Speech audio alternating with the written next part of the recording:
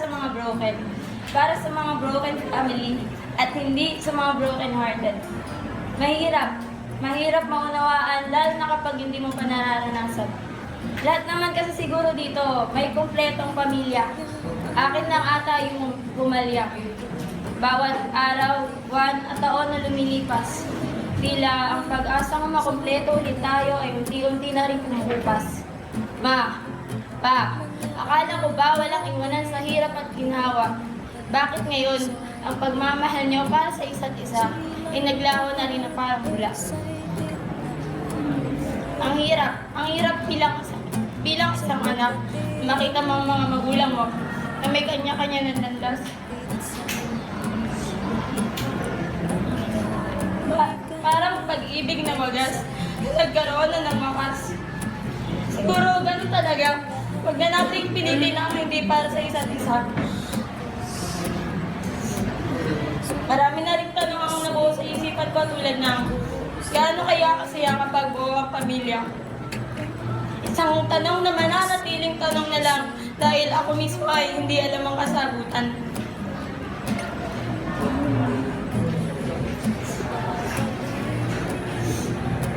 Parang karayom na ang hirap lusutan. Mas maganda na siguro ko wag na nating solusyonan dahil sa unang bahagi pa lamang naman ay ako lang din ang mahihirapan. Yung tipong maingit ka na lang at mababasabi. Buti pa yung pamilya nila sama-sama. Yung amin kasi wala na. Pag-asang makita ko pa ang buo at masaya. Pag-asang makita ko pa ang mga magulang kong mahal pa rin ang isa't isa. Mama, maaari pa ba nating ibalik ang nakaraan kung saan hindi pa ang usos ang hiwalayan sa inyo ni Papa? Papatawarin naman kita kung sakaling babalik ka. Kaso, naalala kong masaya ka na nga pala sa piling ng bago mong pamilya. Ngayon pa man, masaya ako at naging malaking parte kayo ng buhay ko. Isang pamilyang hindi man buo at perpekto, pero paniguradong may pagmamalaki ko. At yan ang kanyang mumunting kwento. Ang story ng broken, ang storya ng isang broken na kagaya ko.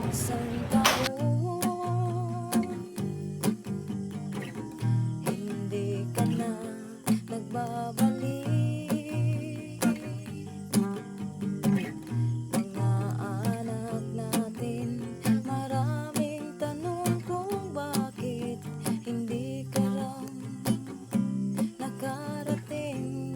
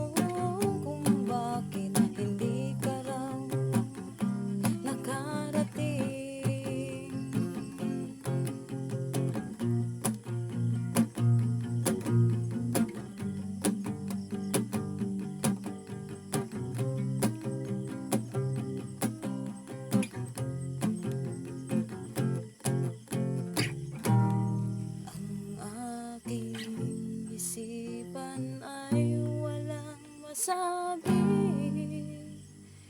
Sana'y maligaya ka kung saan ka pumunta. Ang aking isipan ay wala nang masabi. Sana'y maligaya ka kung saan ka pumunta.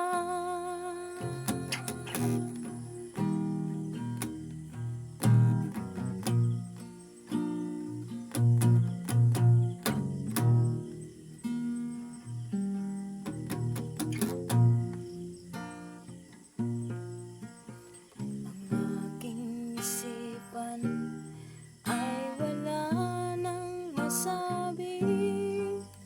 Sana'y maligaya ka kung saan ka pumunta.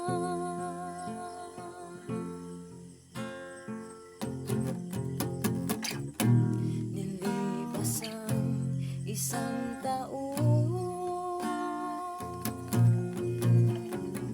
hindi ka na nagbabalik.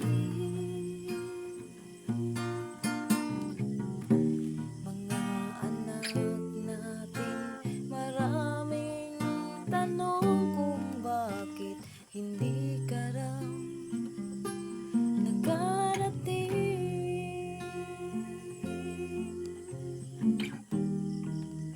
Pa, akala ko ba walang iwanan sa hirap at ginhawa? Bakit ngayon, ang pagmamahal niyo para sa isa't isa ay naglaho na rin na parang bula? Ang hirap bilang isang anak, makita mo ang mga magulang mo na may kanya-kanya ng landas.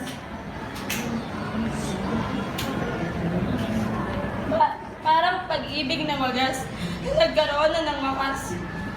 Siguro ganun talaga. Huwag na nating pilitin ang hindi para sa isa't isa.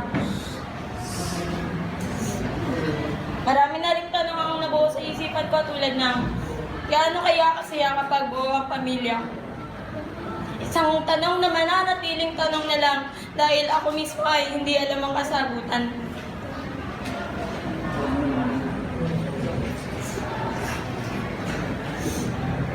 Parang karayom na ang hirap lusutan. Mas maganda na siguro ko wag na nating solusyonan dahil sa unang bahagi pa lamang naman ay ako lang din ang mahihirapan.